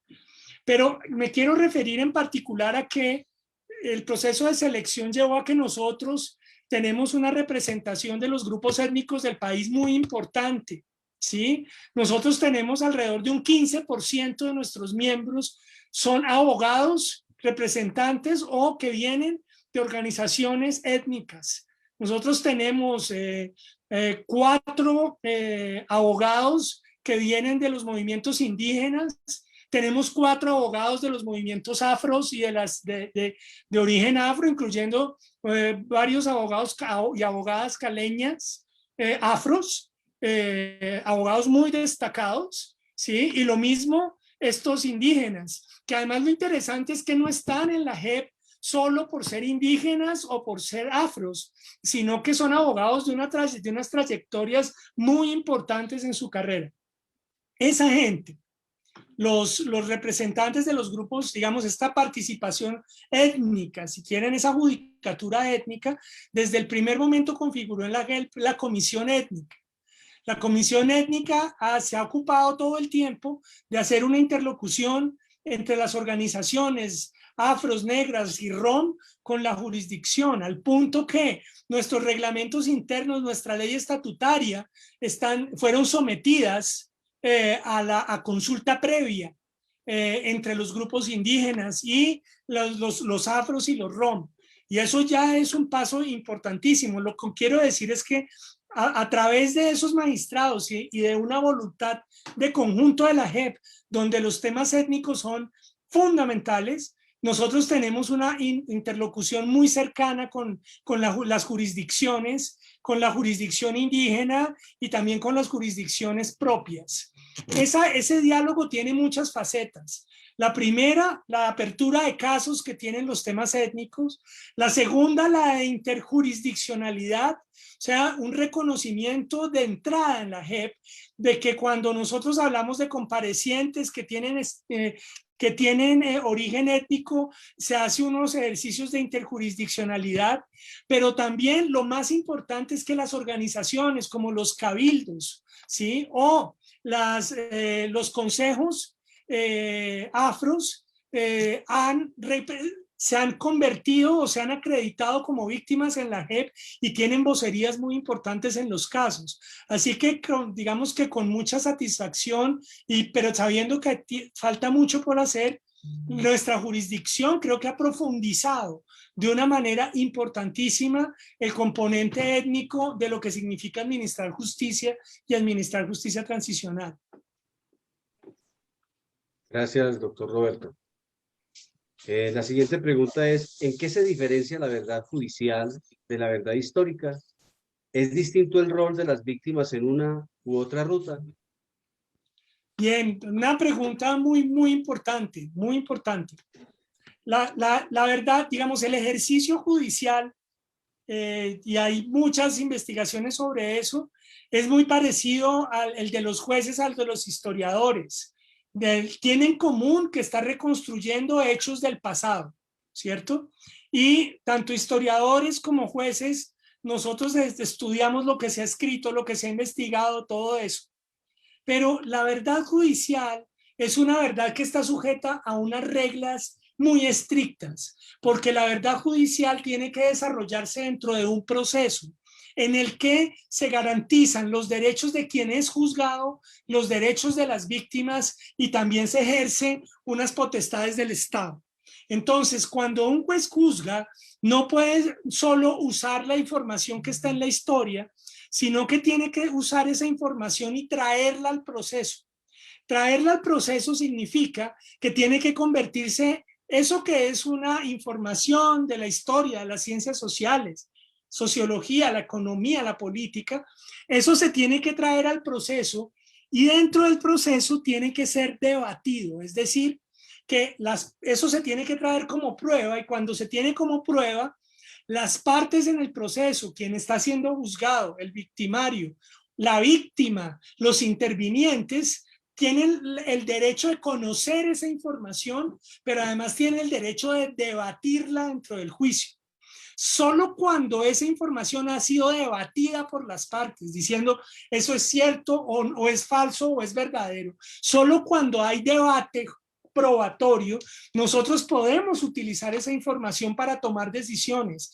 Es decir, que es una información que está cualificada dentro del juicio para que todos puedan ejercer sus derechos. O sea, en un juicio nunca hay información secreta, en un juicio no puede haber información que no haya sido debatida entre las partes y solo a partir de eso y dentro de los procedimientos están destinados a garantizar derechos, a garantizar el derecho de defensa, a garantizar el derecho de debate de esas pruebas, el derecho a aportar pruebas, tanto víctimas, pero sobre todo el compareciente tiene derecho a aportar pruebas en su defensa y el acusador tiene el derecho a aportar pruebas acusando y todos tienen que conocerlas y debatirlas.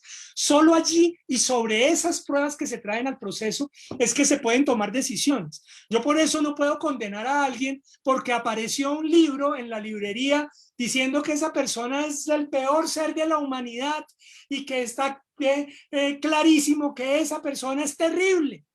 Entonces yo no puedo simplemente ir a coger ese libro y decir, aquí hay un libro de un autor que a mí me parece maravilloso, que dice que este señor es malísimo y por eso lo voy a condenar y lo voy a acusar y lo voy a sancionar. No puedo hacer eso. Yo solo lo puedo hacer sobre la información que viene al juicio. Yo puedo traer ese documento y decir, lo traigo al juicio, y entonces el que está acusado va a decir, oiga, eso no era cierto o no era cierto. Las víctimas van a poder intervenir y discutir. Esa es una característica fundamental de nuestro trabajo. Por eso nuestro trabajo judicial tiene tanta complejidad.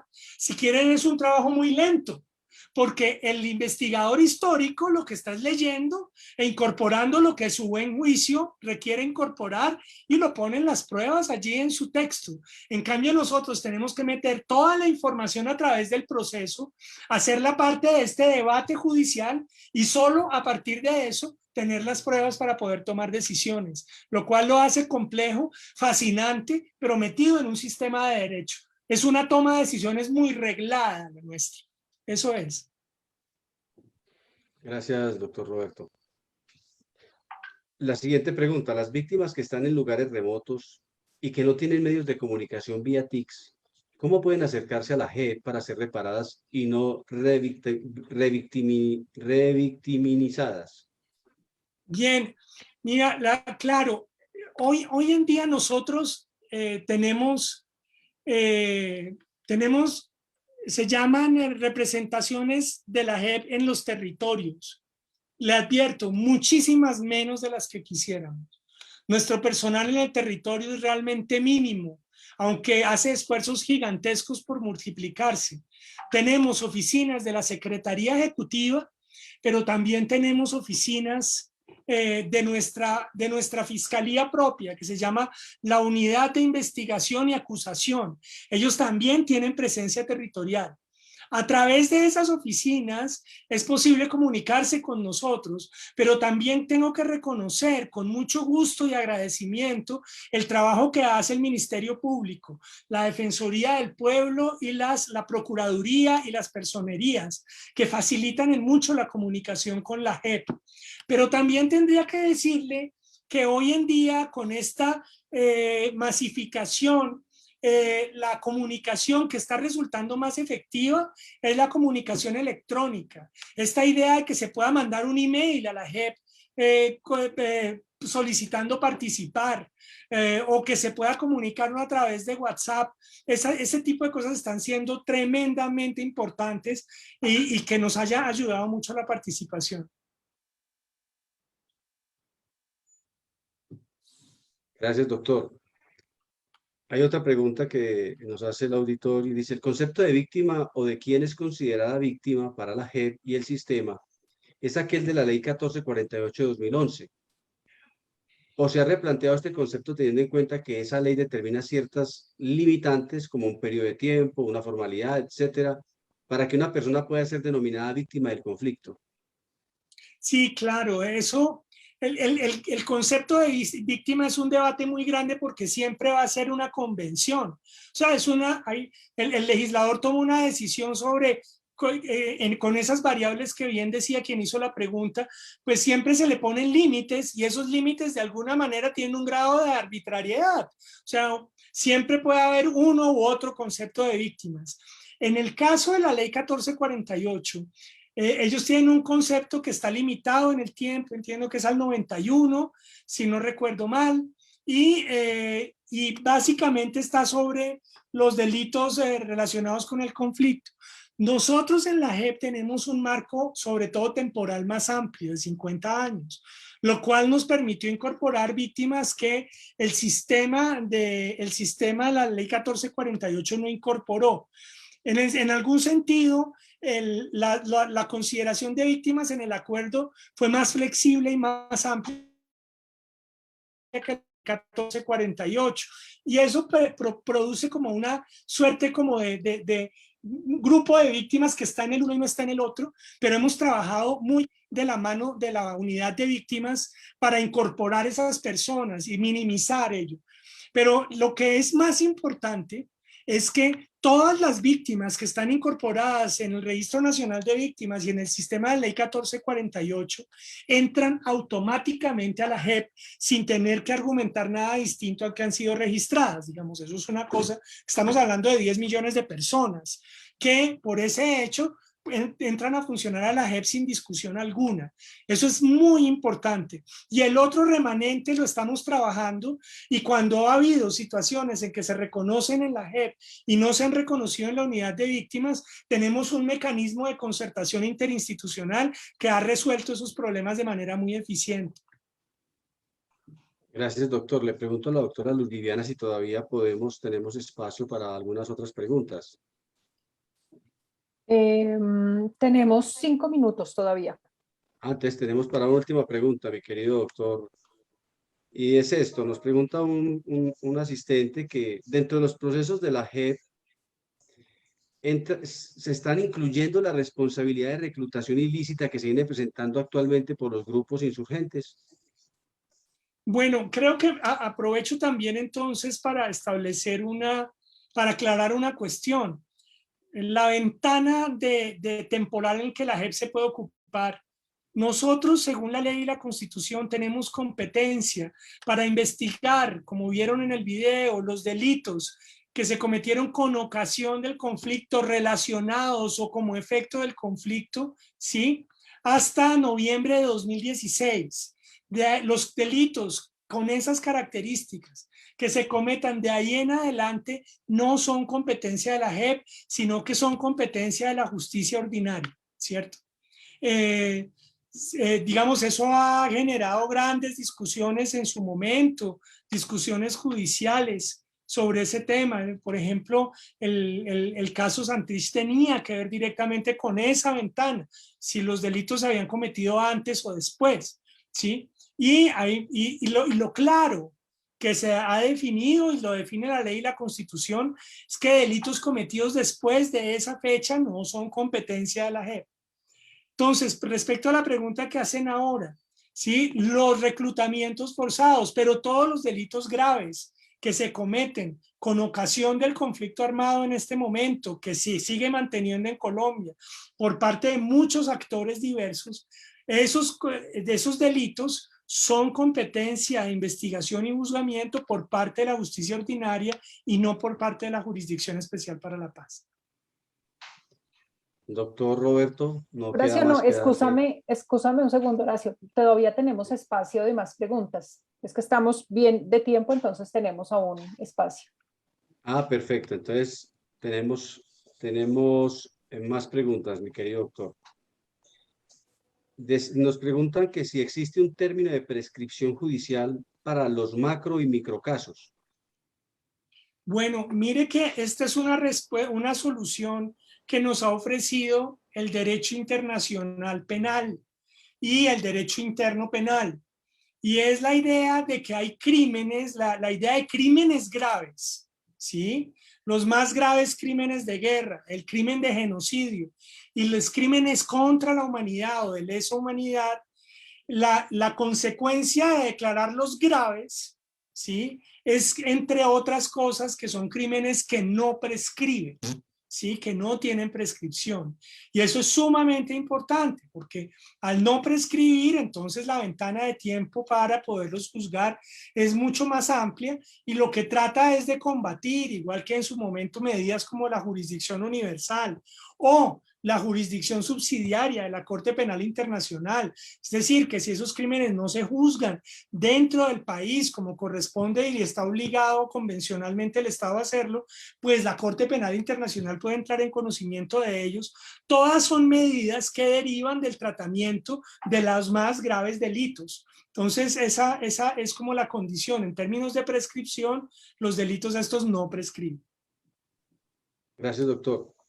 Preguntan, ¿cuál es la estrategia para llevar a cabo enlace con las mesas territoriales de reincorporación de cada departamento, con el fin de implementar dentro de los planes de reincorporación territoriales los TOAR y garantizar los derechos de las víctimas, la reincorporación y la reconciliación? Bueno, digamos, es una pregunta muy precisa y muy técnica, pero para que la audiencia la pueda entender, el tema es que las personas que están en proceso de reincorporación de la antigua guerrilla de las FARC. Sí, alrededor, fueron personas que en su momento se desmovilizaron casi 12.000 personas. Ellos pueden acceder a amnistías dentro de la JEP, o cuando estuvieron vinculados a delitos graves, pueden acceder a tener sanciones restaurativas, sanciones que no son de prisión intramural, pero que son proyectos que hacen para satisfacer los derechos de las víctimas. Entonces, lo que está preguntando esta persona es cómo trabajamos en eso. Estamos trabajando con todas las organizaciones que hay de comparecientes, todos los matices y situaciones regionales, individuales y colectivas. Hemos avanzado mucho en eso.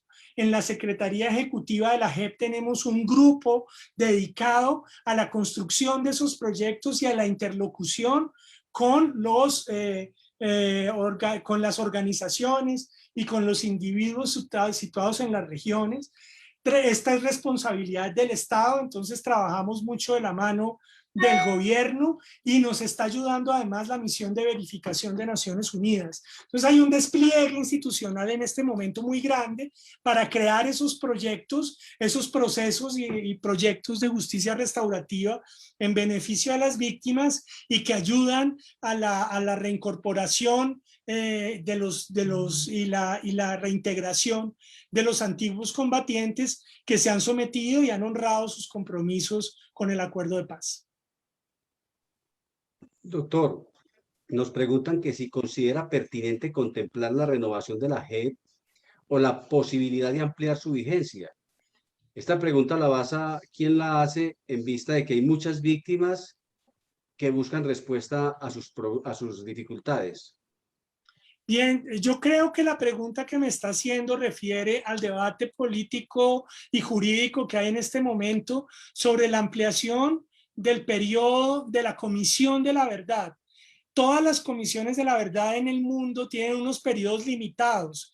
El periodo de la Comisión de la Verdad era de 3 años, pero su presidente, el padre de Ru, solicitó una ampliación a la Corte Constitucional muy estricta de 7 meses para ellos poder reemplazar el tiempo de comunicación con las víctimas que perdieron por la pandemia. Y eso lo está por decidirlo la Corte Constitucional. Y pues el argumento es muy importante. Nosotros también en la JEP nos vimos muy afectados por la pandemia porque, digamos, todas las actividades que tenían que ver con interlocución con personas y con comunidades y con víctimas en los territorios se vieron abruptamente interrumpidas durante este periodo en el que todos tuvimos que confinarnos. Entonces eso nos afectó mucho. En el caso de la JEP tiene un periodo de 10 años del cual ya hemos avanzado 3 años y medio, nos quedan 7 años de trabajo de investigación, que es prorrogable 5 años más, solo para terminar los procesos que estén abiertos, y con una pequeña posibilidad de prórroga adicional, solo para asegurarnos del cumplimiento de los fallos. Pero, digamos, la discusión en este momento no afecta a la JEP porque, digamos, creemos que en ese tiempo podemos reemplazar el tiempo perdido, pero sí afectó mucho la Comisión de la Verdad, quienes han hecho esa petición y que, por supuesto, nosotros en la JEP avalamos. Gracias, doctor. Pregunto a la doctora Viviana si todavía tenemos más espacio para preguntas. Sí, Horacio, todavía tenemos más espacio. Ok, gracias. Doctor Roberto, preguntan que en vista de que las instituciones que se formaron para ejecutar la justicia transicional y restaurativa rigen para poder lograr ese objetivo, ¿cómo están siendo apoyadas por el gobierno? Ya que lo has mencionado antes, las universidades pues han estado aportando su granito de arena, pero ¿y la sociedad civil? ¿Qué manifestaciones ha tenido la Justicia Especial para la Paz en ese sentido? ¿Quiénes lo están apoyando? Es la pregunta. Bueno, digamos que el gobierno nacional, el gobierno del presidente Duque, tiene unas obligaciones constitucionales y legales dentro del sistema que son muy importantes. Mire solo que los organismos creados en el acuerdo son organismos que tienen independencia funcional del Ejecutivo, pero organismos tan importantes como la unidad de víctimas o el componente administrativo de restitución de tierras, son unidades y entidades que hacen parte del gobierno nacional. Respecto de la JEP, el gobierno nacional tiene obligaciones legales y constitucionales muy importantes que ellos han estado honrando a través de la consejería que tienen para estabilización, que está a cargo del doctor Archila, pero también con otras consejerías como la Consejería para la Reintegración o la consejería que tiene que ver con el desarrollo territorial de los acuerdos y que desarrolla, como el doctor Archila, los temas de PEDETS y planes de desarrollo territorial. Desde todas esas consejerías, pero también desde el Ministerio de Defensa, por supuesto, en todo lo que tiene que ver con comparecientes de la fuerza pública, pero una cantidad de ministerios. Nosotros tenemos en la JEP una mesa de trabajo permanente con el gobierno nacional en la que se reúnen más de 15 instituciones entre ministerios, institutos del orden nacional y del orden descentralizado, pero también tenemos un debate con gobiernos locales, o más que debate, trabajo colaborativo con gobiernos locales, un trabajo muy importante, de manera que el sistema transicional no se reduce a las organizaciones y además mal podríamos nosotros desde la JEP funcionar sin la interlocución y el trabajo conjunto con el gobierno. Le diría, igual que funciona la justicia ordinaria. Por ejemplo, todo el sistema de cárceles, el INPEC, todo eso está a cargo del Ministerio de Justicia, que es también interlocutor nuestro, y nuestro sistema de sanciones, nuestro sistema de acceso a víctimas, participación, cuenta con la colaboración del Ejecutivo como es su obligación, y ellos han honrado esas obligaciones como es su deber. Gracias, doctor. Sabiendo que se está a 6 meses y medio de terminar ese ciclo de la justicia según la norma, ¿cuál es el mayor reto que enfrentará la JEP en ese corto y mediano plazo? Bien. Es la pregunta, doctor. Les reitero, tal vez está habiendo una confusión entre el término que tiene la Comisión de la Verdad, que es el organismo no judicial dedicado a esclarecer las causas del conflicto y sus dinámicas y hacer una serie de propuestas de no repetición que se van a concretar en el informe que pronto va a presentar al país la comisión y que va a socializar. Esa es la Comisión de la Verdad. En el caso nuestro, que es la Jurisdicción Especial para la Paz, reitero, organismo judicial destinado a durar 10 años, prorrogables casi a 15, 17 años, pues entonces, digamos, nuestro horizonte en términos de trabajo, siendo mayor que el de la Comisión de la Verdad, es un horizonte muy reducido. Usando los términos de la profesora Lilia, piense la audiencia que el promedio de duración de un proceso de investigación criminal en Colombia por el robo de un celular es de 4 años. El promedio de investigación por un homicidio cuando se juzga es de 9 años. El promedio de duración de un proceso ante el contencioso administrativo es de 12 años. Un solo proceso dura investigándose 12 años, ¿sí? Y que la cifra de impunidad, o sea, de procesos en los que no se investiga y no se llega a establecer un responsable en Colombia está en el 98%. ¿Sí? Entenderán que cuando nosotros decimos que tenemos 7 años más de investigación, sería como lo que duraría un juez ordinario investigando 2 procesos de robo de un celular. Y en esos tiempos nosotros tenemos que hacer investigaciones sobre 10 millones de víctimas. Piensen en los procesos que tenemos. Los autos que se han emitido en la JEP en el proceso de secuestro fue un proceso que tramita 23.000 secuestros en una sola decisión. O el proceso que tramitan los colegas del caso 3, que tramitan los famosos 6.400 falsos positivos en un solo proceso, ¿sí? Y estamos de cara a procesos como el de los desplazados internos, que reúne 10 millones de desplazados. Entonces, digamos que estos macroprocesos son unos desafíos gigantescos que tenemos que resolver en un lapso mínimo. de 7 años. 7 años parecen mucho tiempo para una vida de un individuo, pero para la vida institucional no es nada. Nosotros tenemos entonces una compromiso de investigación aceleradísima, con unas herramientas que nos da la ley, pero súper acelerada, que permite por eso la selección, la priorización, el castigo exclusivo a máximos responsables y partícipes determinantes, la priorización solo de los más graves crímenes, no de todos, y con eso tratar de resolver el problema de administrar justicia para los asuntos más graves de la historia del país en el lapso más corto que tiene la administración de justicia para trabajar. Gracias, doctor. Nos preguntan que qué incidencia tienen las decisiones de la JEP en el informe que va a presentar la Comisión de la Verdad. Son dos grupos de decisiones independientes, ¿sí? Que además que hemos protegido mucho la independencia de una y otra institución, además de que, como ya explicaba antes, la Comisión de la Verdad es un organismo no judicial, que su informe se basa en las investigaciones, basado fundamentalmente en las herramientas de las ciencias sociales, mientras que nosotros somos un organismo judicial basados en esa investigación judicial que explicaba hace un momento. O sea, tenemos dos dinámicas distintas, pero tenemos una conexión muy importante. Las dos instituciones, pero las tres, junto a la unidad de búsqueda de personas dadas por desaparecidas, todos trabajamos en el proceso de transición, nos alimentamos, o sea, entonces hay cosas, investigaciones que por petición de las víctimas se han remitido de la Comisión de la Verdad a la JEP.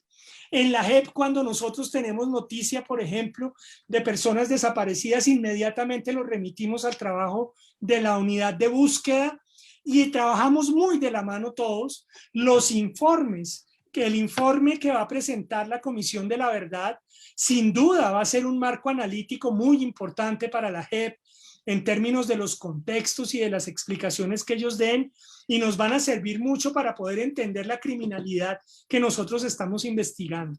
Entonces, concluiría diciendo, hemos trabajado con mucha independencia, pero con una relación muy estrecha de trabajo colectivo en pro de la transición. Gracias, doctor. Otra pregunta.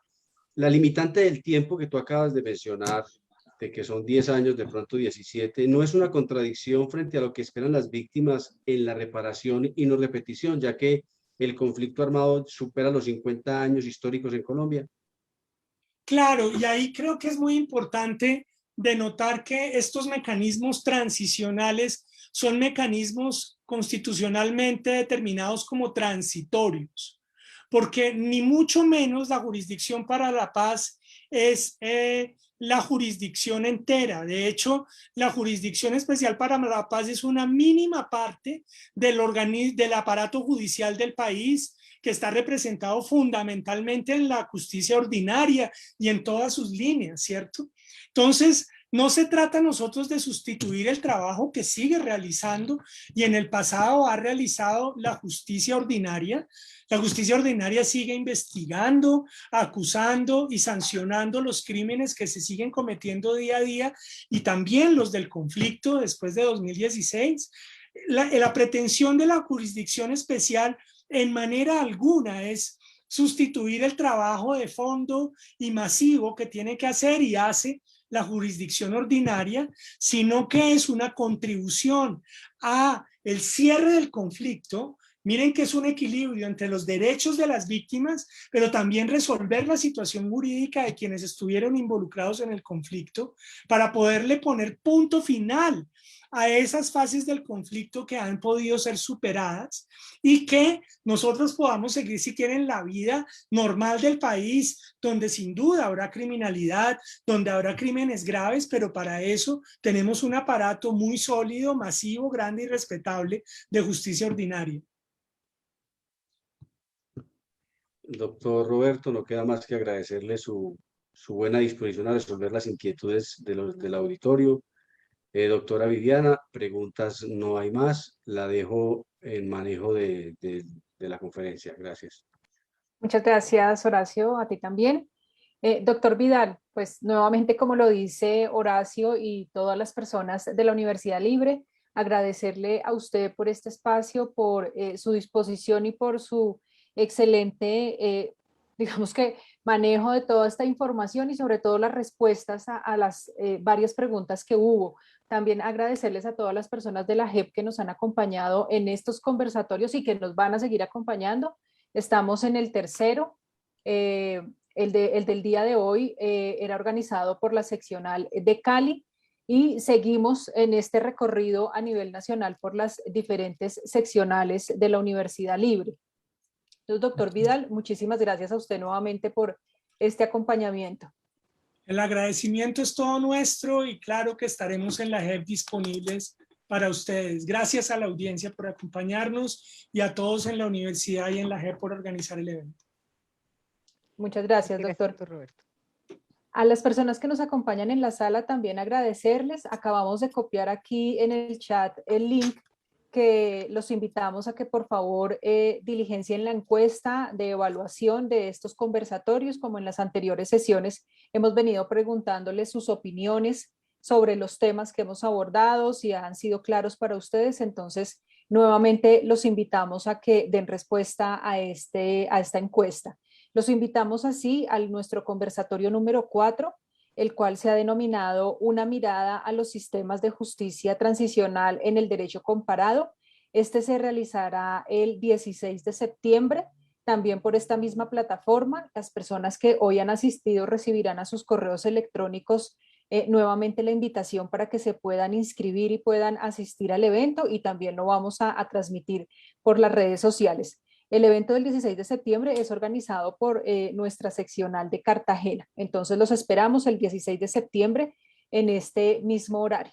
A todas las personas de la seccional Cali, a los directivos, a los docentes, doctora Lilia, Horacio, las personas del consultorio jurídico, los directivos de la seccional, muchas gracias también por toda la organización de este evento, también a los directivos de Bogotá y las demás personas que nos acompañan. Muchas gracias a todos y que tengan una muy buena tarde. Muchas gracias, buena tarde. Muchas gracias.